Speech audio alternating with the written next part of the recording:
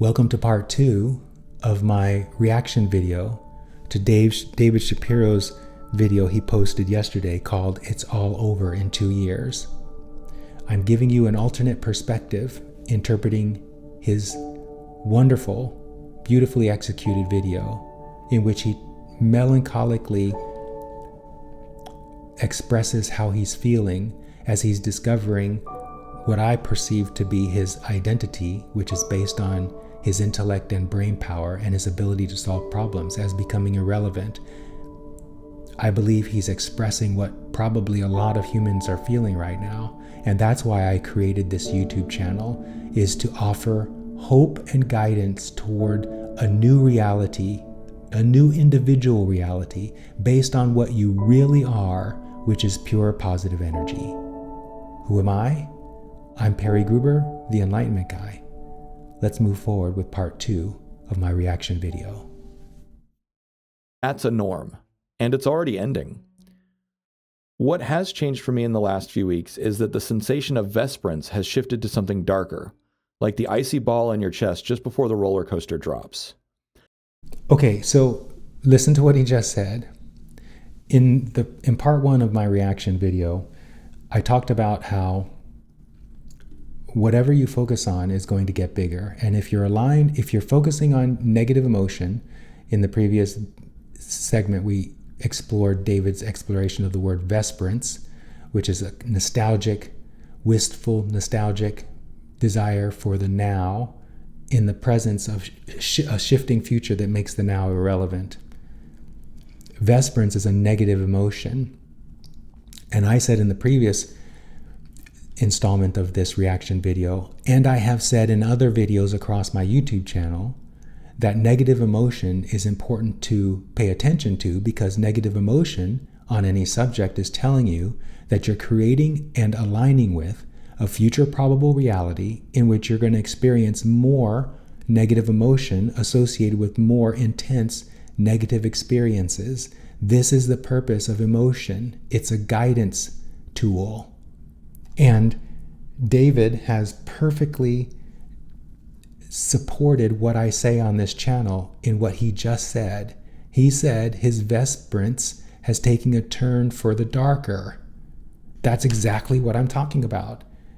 If you focus on negative, you will receive more of that in your physical reality, because your physical reality is a reflection of what's going on inside of you. So it's incumbent upon you to become positive, because when you become positive, when you tell yourself positive stories about everything, then your life experience, which is a reflector, it's a mirror, has to reflect back to you that positive state. This isn't rocket science, but so many people believe things like this, things like law of attraction, law of expectation, New Age spiritualities are bunk.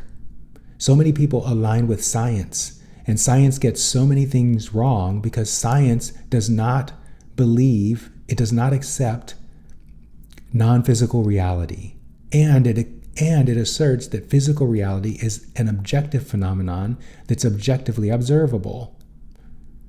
Physical reality is a reflection, it's a mirror of what's going on inside of you, you being a part of all that is, you being infinite intelligence, you being pure positive energy that is here in physical reality that you are ongoingly creating, specifically for the joy and adventure of expansion. And when you live your life from there, like me and my clients are, you come more and more into your worthiness, your sovereignty, your clarity. And there, your life and the world around you becomes your oyster. It already is an oyster of yours because you're the one creating it. But if you're standing in pessimism, if you're standing in realism, if you're standing in what science is telling you, then more than likely you are a pessimist, or at best a realist. And that's where this word vesperance comes from. And it's no wonder that David's perspective is turning darker, because that's where he's focused. Let's keep watching. I've been sanguine about the future for most of my life, and I still am. I understand from history's perspective that technology pushes humanity through phase changes. I can't imagine what living in a world where almost everyone was a farmer was like, and how disorienting it would have been to live through that change from rural to urban. Likewise, in 100 years, people will probably look at white-collar office work the way that we today look at serfdom.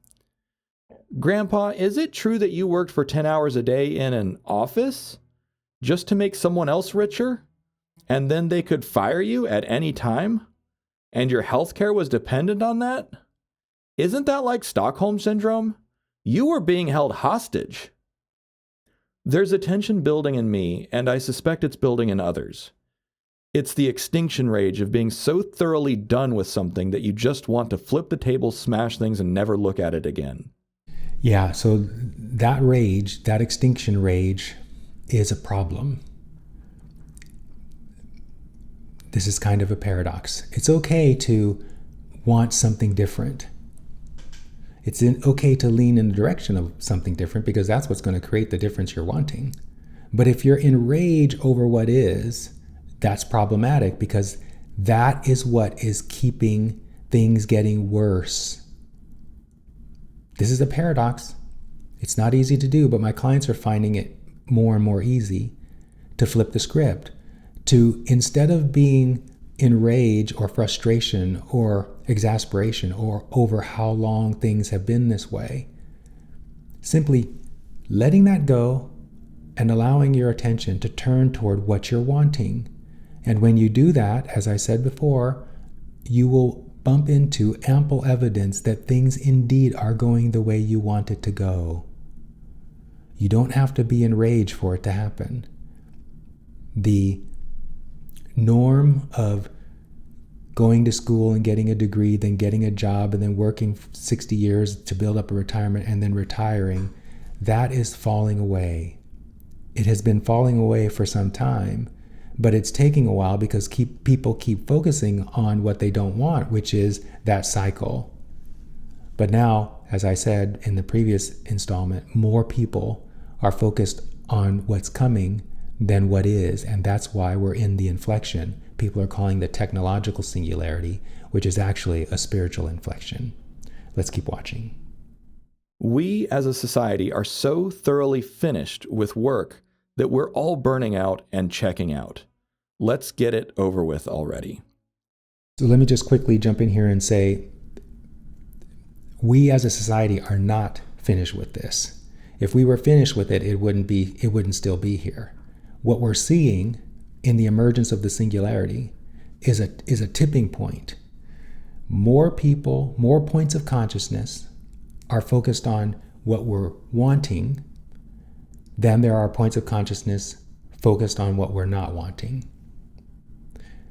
The points of consciousness that are focused on what we're wanting are not fed up with what is. They're not paying attention to it anymore. It's kind of like how me and my clients are living. Elon Musk, I would argue, and the CEO of Anthropic, for example, those people aren't focused on people working all the time. They're focused on what they're creating, which is a world where people aren't working all the time.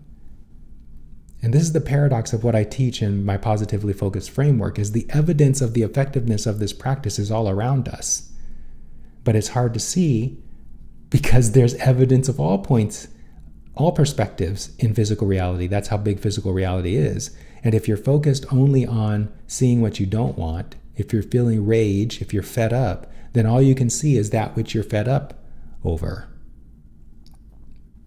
It is a simple matter to switch your attention, to lean in the direction of what you want, and then gradually begin to see more and more evidence of what you want and less evidence of what you don't want in your particular life experience. You can't do this for others. Other people don't matter. I talk about why that is in my Worthiness Wednesday episodes, in my instruction episodes, my instruction live episodes. Everyone else's life doesn't matter. Your life matters insofar as you're creating a reality. And so being fed up is not where most people are.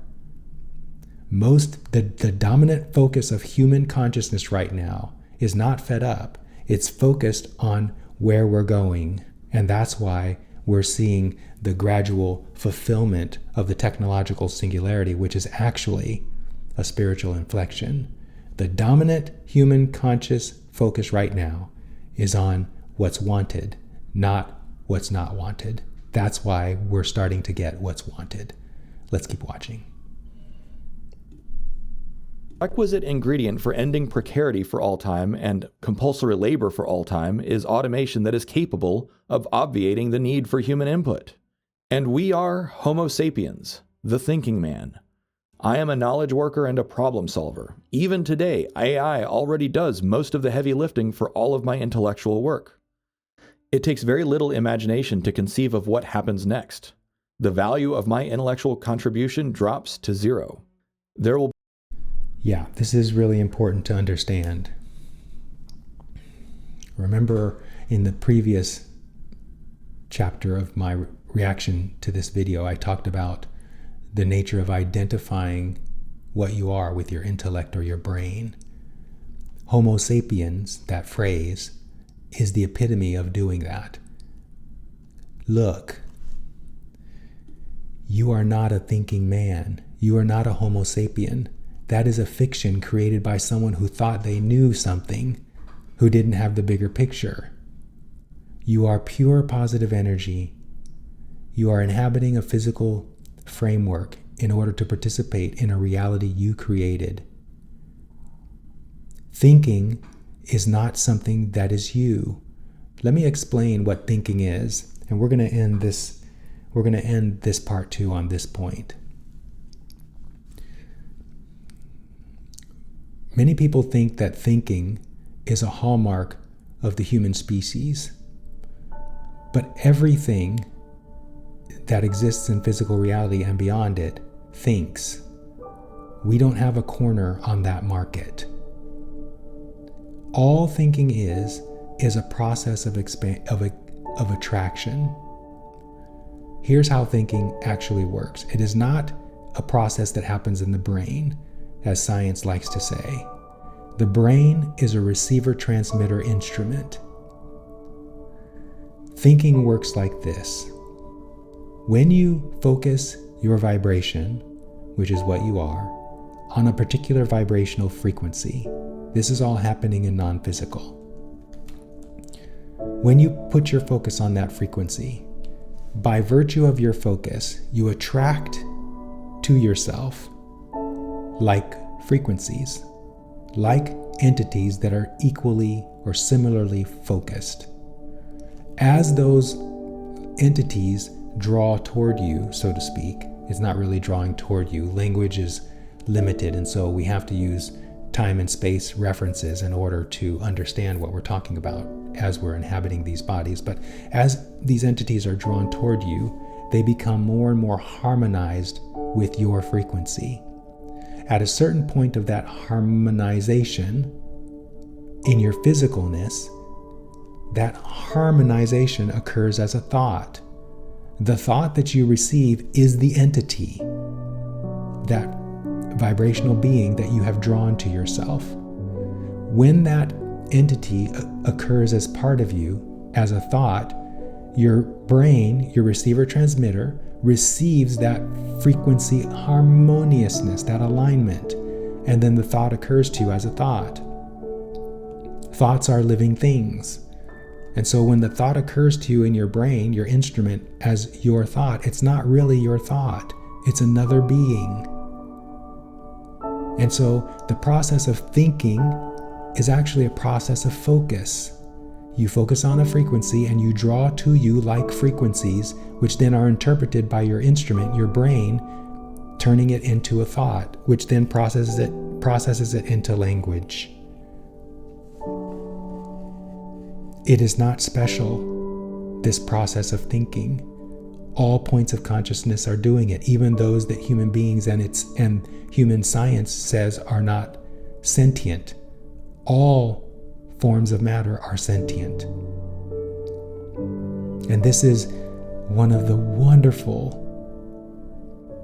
potential outcomes of this spiritual inflection. some are calling the technological singularity. We are moving into a future reality where spirituality predominates. What the hell else are you going to focus on when your brain and your intellect offers no practical value because artificial intelligence does all of that?